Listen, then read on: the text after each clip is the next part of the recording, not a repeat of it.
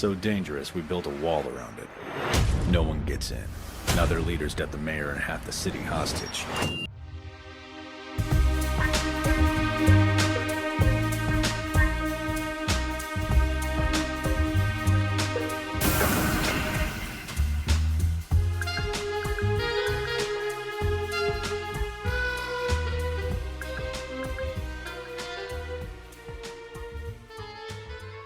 Hello, welcome to Cynic Critique, the cult of cult films. I'm your host Brian, and I'm here with my brother and co-host, my bro-host, Thomas. Hello. As we said last week, we'll discuss the new Netflix film 60 Minutes, but we've also brought a few other films that this reminded us of. The District 13 Duology and an odd American remake, Brick Mansions. So we'll start with 60 Minutes.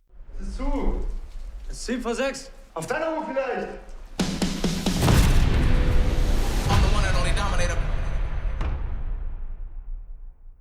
60 Minutes is directed and written by Olivier Canel, and it's also co-written by Philip Ark, and it stars Emilio Saccharia as Octavio. Octavio will lose the custody of his child if he can't make it to her birthday party in time. And on the way, he is pursued by German gangsters, which I think's an unusual premise. Yeah, I mean, also not all that unusual. No, I did forget to mention he's a mixed martial artist, and he was about to have his fight, isn't he? Oh, yeah. Yeah. Yeah, and he ditches the fight to get to his daughter to keep custody. Yeah. We say this is new, probably been out for about 6 weeks or so. By the time you're probably listening to this, still pretty recent. It's early 2024. Yep. Also, Emilio Saccharia, who plays Octavio, he's worked with this writer and director before on some previous German projects. I think one was a TV series, but he's also, you might recognise him from 5 episodes of the first season of Warrior Nun, if anybody suffered through that. We watched a few.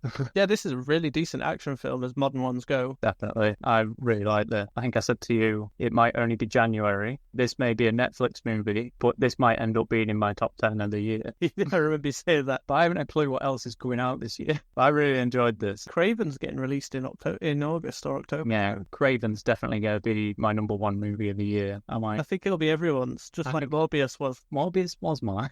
No, the action's pretty decent in this. It's a really brawly style and it's fast and heavy. Yeah. I think it might be shot in a higher frame rate because it really looks almost sped up. Yeah. Similar to the Gemini Man with Will Smith from Ang Lee. They had them sort of really hyper fights. So I think it's just capturing the movement in its real speed. It's just the fact you're seeing it a lot clearer than we're used to seeing, which is pretty fascinating. Yeah. One thing that really did stand out to me, I don't know if it did for you, it was the score. I remember you saying. I really liked the score. It was like a drum beat, almost like his heart pounding as he's being chased and on the run all the time. But yeah, there's also a great like 80s style synth vibe overlaid with it. So I had to look up who the music was, and that was Michael Kavelbach. Was there any standout parts for you? There's a character in it played by Marie Maron. She's usually like a stunt actress, and she's been in a lot of the Marvel films. I thought she was a scene-stealing character, and it could have been the fact she had a really cool jacket. I really don't know. But yeah, I thought her fight scene's really great. Yeah, she was a pretty decent part of the film, to be honest. Not a big part. No. When she turned up, it was usually a decent action scene as well. Not that the other scenes were. Yeah. Another thing that this film did really well was you get the initial setup and the premise at the beginning. You learn he's a fighter, you learn who his friends are. Yeah. You learn a little bit about his daughter, and then once the call's made and he's got 60 minutes to get to her, you get a little clock on screen appearing every so often, counted down, just to remind you how long he's got as he has to run across town. Yeah, I don't know if that kind of stayed at like the actual 60-minute timer, or I don't know if it actually like changed at any point. Far off real time, I don't think. Yeah. I particularly enjoyed that little feature. I do wish it had been there the whole time, just so I did know. Yeah, which does have me wonder if it was not real time. Yeah. Overall, it was pretty decent. Like, you know, racing against the clock, seeing his daughter while chased by gangsters. And, I think it's Berlin it's set. I'm not sure. Quite neon lit as well. There are a lot of different lights and stuff as he runs through clubs and city streets to get from A to B. Yeah, it does a pretty decent job. I don't want to say too much about it. As like I said, we've brought 3 other films, but if you like an action film, it's definitely worth checking out, and it's worth getting your subscription for Netflix for if you've got a few other things. Yeah. Doing a listicle of all the things to have Netflix for. That would be good. Yeah, this film reminded us of it, but it weren't necessarily a massive likeness, really, of District 13, another European action film, which is in France this time, though. Yeah. Do you want to set the scene for District 13? If you want to. Okay, I will do. 1,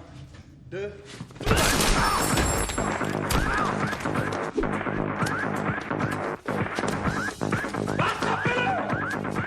District 13's it's 20 years old this year, so another nice way to bring it up, to be honest, because it's an anniversary. Yeah. It's a French film, basically set in a near future. I think it was set in 2008, or is it 2010? It was Set in 2010. the wall was put up in 2010, but it actually set in 2013. Oh, right, okay. I thought it was set in 2010. Yeah, it's set in 2013. Okay. It had like a really odd Way of doing it. no, it had really odd common misconception with the movie. Everyone seems to go, oh, it's set in 2010 because it comes up with 2010, but that's when Right. the wall's put up and everything. But it had That's like set stupid, isn't it? 3 years after the wall's been there. Right, but it's set in Yeah. the future, and this certain district of... It is Paris, isn't it? Has been walled off Yeah. because the government can't control it and it's become its own entity. And you meet Leto, I think he's called, played by David Bell. Yeah, He's a French stunt actor and parkour expert. He pretty much pioneered parkour, but it was his dad that was teaching it originally in the military as assault courses mixed with martial arts and so on. So he was taught by his father for that. But, I mean, his parkour skills in this are just tremendous. yeah. Any parkour scene, they're really great to watch.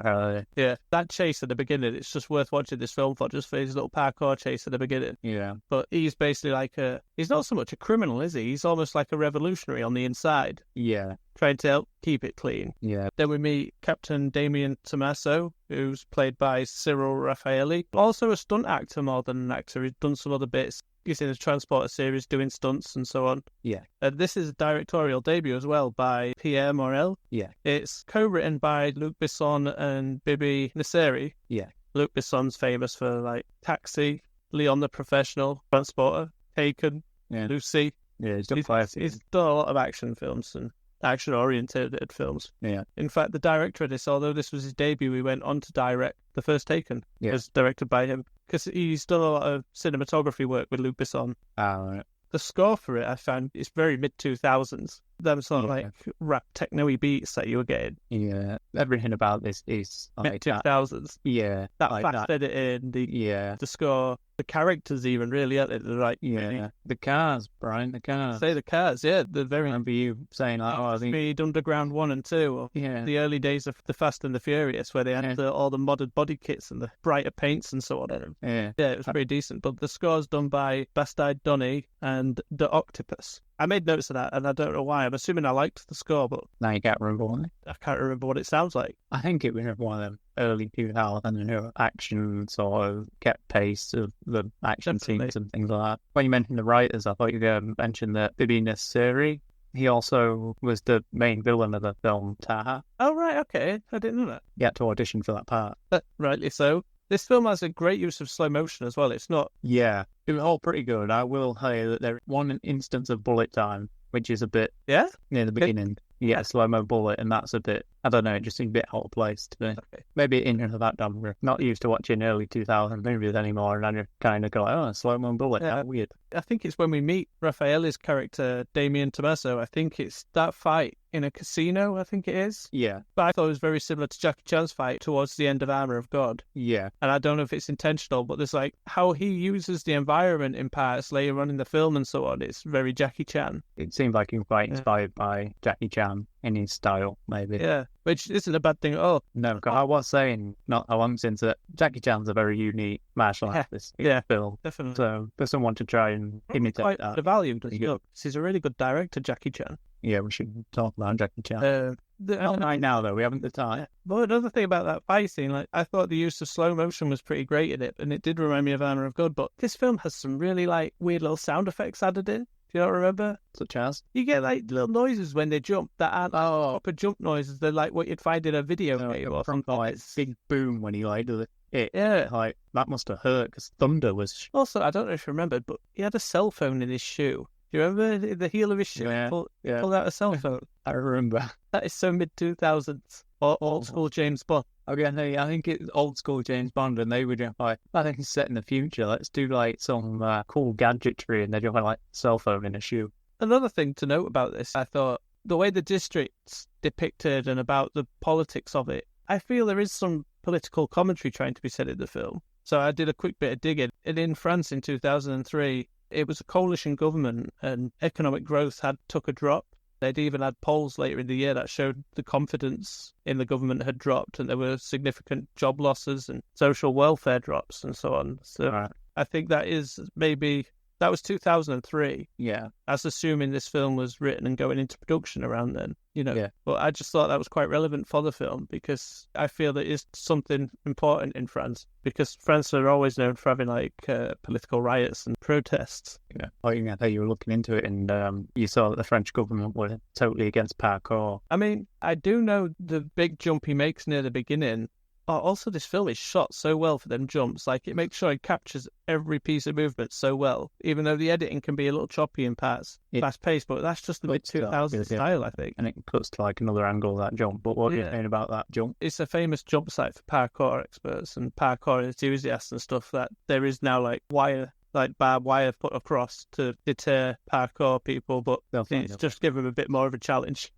They're still clearing it. Yeah, of course they are. Yeah. But then it took 5 years to make a sequel. Yeah. I'm not saying that's a big gap, but it's surprising. I don't know what sort of budget they have for these sort of movies in France either or anything like that. So. No, I'm not 100%. And I never looked at the gross of this film. No. Budget was or what it brought in either. Yeah. So it is based on writing the sequel.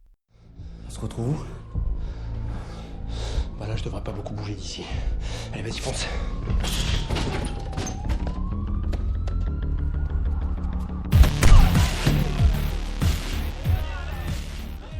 District 13 Ultimatum. Yeah. Taking a leaf out of Bourne's book. I'm assuming that's why, because I don't remember there being a particular ultimatum in the film. I'm still trying to figure out what the ultimatum was, to be fair. I'm assuming it's the bit at the end where they seize the government and they go to the mayor's office. Probably. Also, I'm sure the first one ended with them saying that the wall was going to be demolished. Because I've made a note of that. Yeah. And then I made a note for the second one that it's set 3 years later and the wall is still up. Yeah. And it opened with Leto, David Bell's character, running across the wall, putting some explosives on it. Yeah. And I can't really remember what happened to do with that either. That was just the intro to his character, really, before it all sets off. Yeah. Damien wants to team up with him again. Yeah. But it's such a weird plot, this one. Like the first one, they're trying to save it from being destroyed. Apparently, there's a bomb going to go off. Yeah. That's why they were working together to stop this nuke. So yeah. I was going to clean France up by getting rid of the bad area. Yeah, the district. Yeah. But this one, I can't remember what they were wanting to do. It had a plot. It definitely had a plot. But it was a new director again as well. It weren't the same guy this time. Yeah, directed by Patrick Alexander. Yeah, written by Luke Besson again. Oh, there's a character missing from this one. David Bell's character, Leto, had his sister in the first one. I can't remember her name. Lola. Yeah. I mean, she's not a major character, but you'd think she'd stick around. She's in the opening, which is just the end of the first one again, when they're saying their goodbyes kind of thing. But not even a mention of her in the sequel. But we do have a new female character coming towards the end called Tao, played by Elodie Young, which is a lecturer from Netflix. I have a note that Elodie Young, Tao, a lecturer, exclamation mark. Yeah, and I think she was in the G.I. Joe sequel, but I can't remember who it was. Ah, damn. I did know the character name in that. Okay, I've just got the plot summary for this one. They team up in District 13 again on a mission to bring peace to the troubled sector that is controlled by 5 different gang bosses before the city's secret services take drastic measure to solve the problem. Yeah. So I think it was we're just going to kill everyone in this area again. Yeah, pretty much. But they're a bit more involved. Yeah. I don't think the plot's as interesting. I don't think it ends as well. No. I don't particularly think the action's as interesting. This one feels very B-movie in comparison. Like, this one actually feels very under budget in comparison. Like, possibly, but maybe not. But it just didn't feel like it had the same passion behind it as the first one had. No, I thought it was a bit weird. And I thought 5 years was a strange time to do a sequel for the first District 13. It'd have been a success, they'd have maybe moved on it sooner. Yeah.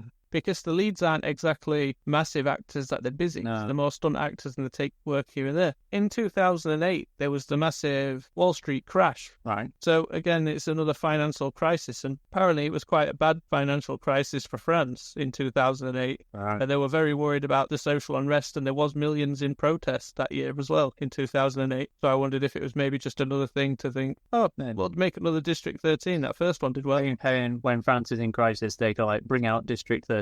That and they protest. They protest District 13? Some, maybe. Bell on this one actually did a lot of the parkour stunts. A lot of the parkour scenes, that was his first time doing a lot of them jump. Oh, right, okay, so they would do... Yeah, apparently like 90% of the jumps were he improvised while filming. Right, okay. Oh, you mean like, it was like first take kind of stuff? Yeah. Right, okay. Oh, that's quite interesting. Cyril Raffaelli. He choreographed all the fight scenes for this. Yeah, he's choreographed some of the transport. Yeah, but them two together, they apparently cast every stuntman involved on the film. I don't blame them. They really work well together. Yeah. Cyril Raffaelli was in Die Hard 4. Yeah, I assume he's one of the bad guys, but he's also Tim Roth's motion capture and stunt stuff for The Incredible Hulk. Nice. The Incredible Hulk being the Edward Norton Incredible Hulk one from 2008, which I thought was pretty cool. Yeah, that would have been the year before this. Yeah, just before this. Yeah. And he's also a stunt performer in the Hobbs and Shaw Fast and Furious spin-off. Wow. Yeah, because I feel like now we've just gone full circle. Yep. Because this got a remake called Brick Mansions, starring Fast and Furious' own Paul Walker. Yep. I mean, that's assuming you've said everything you want to say about District 13. Hang on, they're in that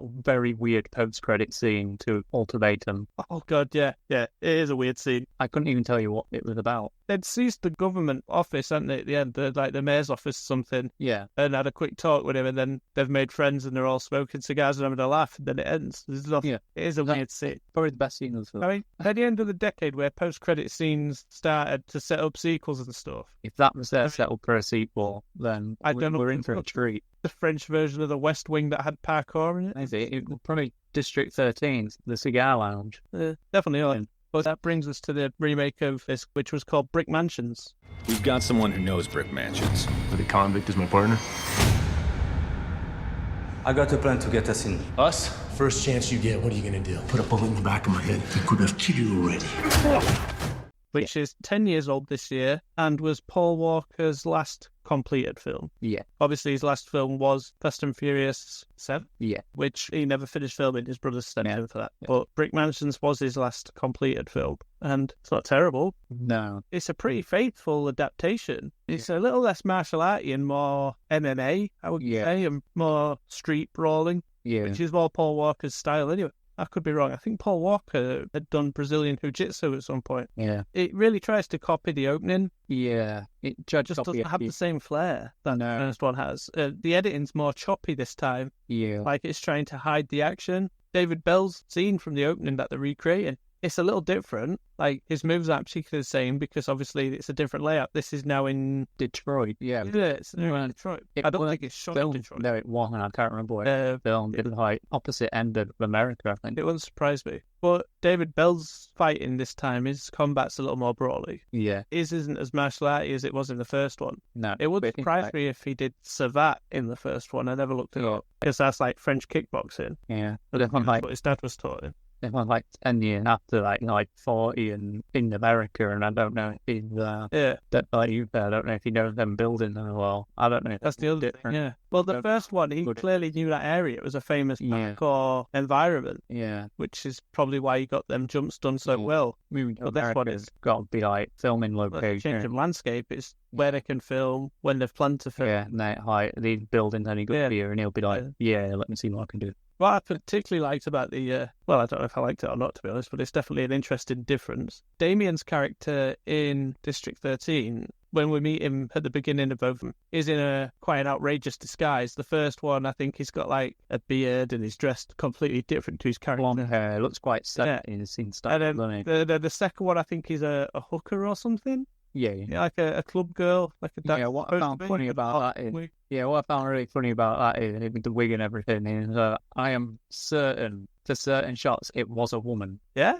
I am certain it was a woman for certain shots. I haven't even looked it up, I don't want to, but I am certain it was, go ahead, let him know it was obvious it was him. Yeah. Like, really obvious. And then, Well, that's what's funny about Brick Mansions, because Paul Walker's playing the Damien character, and I Yeah. don't know if his name changed. they do change the names, which I thought was weird. We got Paul Walker and Damien Collier, Ah, right, yeah. and David Bell even slightly different, because in the French one, he's Lito, Yeah. but now he's Lino. Ah, right, okay. Oh, and he's not French now, I believe. No? Well, yes and no. It's because I'm sure it said he was a French Caribbean, and I'm still not sure if he's dubbed in this film. But going back to the disguise is what I was on about Damien's character. Yeah. When you meet him in the first two, it's not quite obvious who we're seeing straight away. As with this one, Paul Walker's quite a big star, Yeah. and he's in a disguise, but it's just like, hey, this is Paul Walker. And then when he gets home and he takes his disguise off, he's basically just rinsing dye out his hair and taking out some dark contact lenses. Yeah. And the thing is, it was like, nighttime anyway. So, like, I don't think it was very noticeable that he had darker hair and darker eyes, really. IMDb said it blends the plots of the first two together, which I guess it kind of does. Yeah. But this time, Damien's character knows the district. Yeah. They sent him because he knows the area,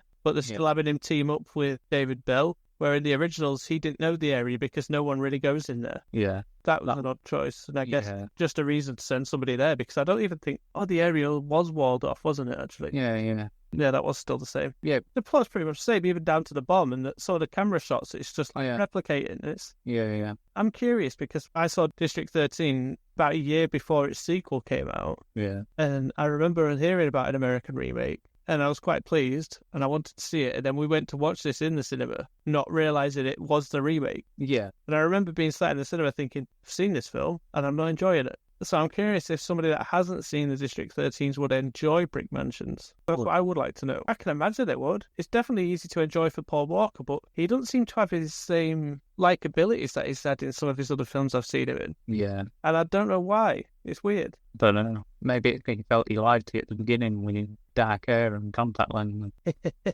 Maybe. It's not as well shot at all, though, compared to the District 13s. I don't even think it's as well shot as the sequel to District 13. But then again, the director is Camille Dona, Right. and he did the Transporter Refueled. Oh, yeah. We quite liked it as well. Yeah, I did quite like that, to be honest. Pretty creative bits. It seems. I think that was, I think was a year after that. And I thought, all right. It's Screen, isn't it? Yeah, a lot of people didn't like it. Yeah, I remember thinking that was pretty good, but a lot of people were like, nah, rubbish, it's not Jason Statham, but I don't even think he gave it a chance. The only thing about that does confuse me still. Is it supposed to still be Frank?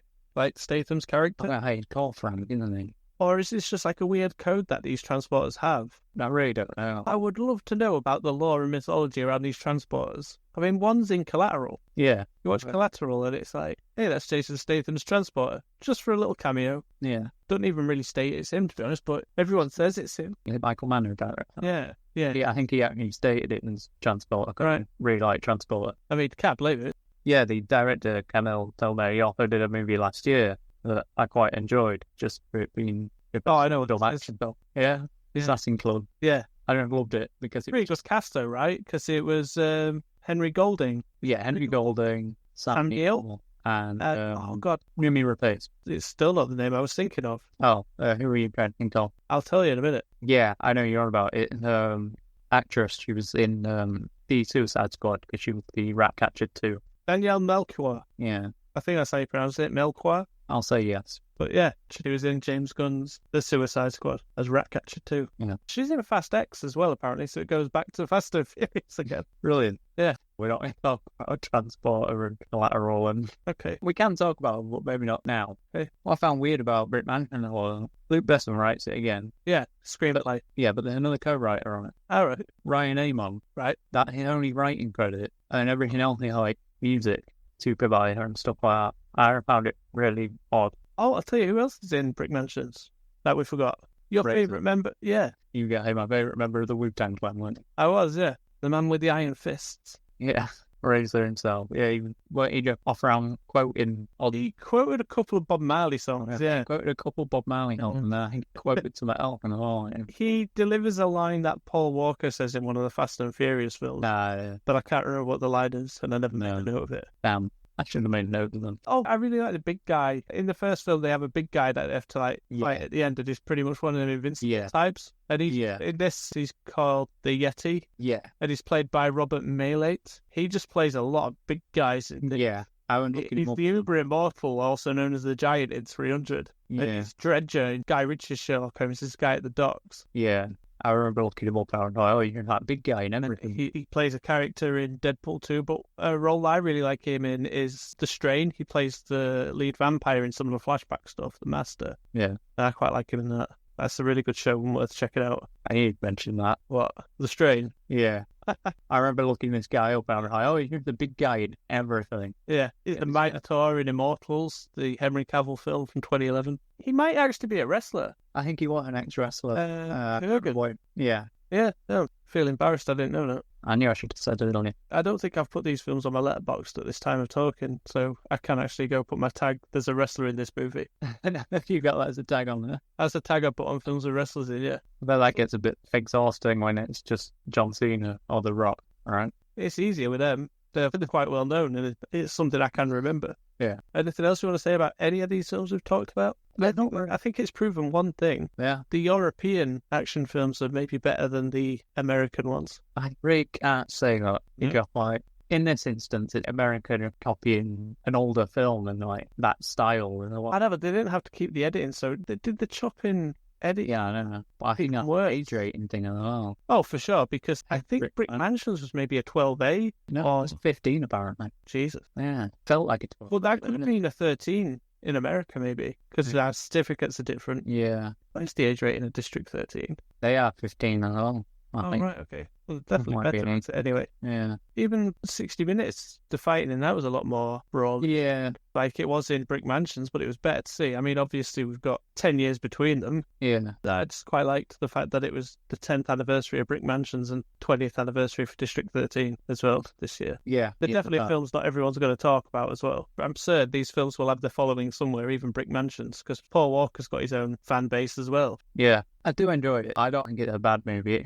I wouldn't even say it's a terrible remake either, to be fair. I think that's part of the problem, though. Yeah. It's a good enough remake where if you're familiar with the original, you're not really getting anything out of it because it's just so similar. Yeah, and the action is good. Like you heard, I think if you watch it before you've seen the original, though, I think it's a good way of getting like a better version of it out there. I would say watch it before you watch District 13 or just watch District 13. Yeah. I mean, they are dubbed. You don't have to watch them with subtitles if you don't like the subtitles. Yeah. But I don't think the dubs are terrible, so it allows you to keep up with the action a little better if you were to watch the dubs. Yeah. It depends how well you can put up with funny voices being a little out of sync to people's like actual face talking. Okay, hey, not always that bad. No, but they're pretty special films, and I think if you like action films, you haven't seen these, definitely check them out for sure. Yeah. Unless you're really against paying for subscriptions on Netflix, then maybe miss that one. It's worth the free trial if you still get a 3 months trial with Netflix. Or if not, just start logging a load of things to watch on Netflix and pay for a month and smash it all. Yeah, I really want to do that list of Netflix and all that. Yeah. I feel it'd be a bit of a wild mix as well. Series be included on that? Yeah, definitely. Worth paying Netflix for. They're doing series, although all the Marvel stuff's on Disney now, isn't it? Yeah. I think we should maybe wrap up. Do we know what we're doing next week? Not exactly. Yeah, kind of. That's why I said not exactly. Yeah, my bad. I forgot. The end of the show. Thank you for joining us this week. And if you haven't, give us a like and a subscribe. A glowing review would also be appreciated. Links to our socials can be found in our description. And remember to join us next week. We unearth another gem from cinema's depths. And we discuss some Paul Walker films that are not from the Fast and the Furious franchise. Thank you.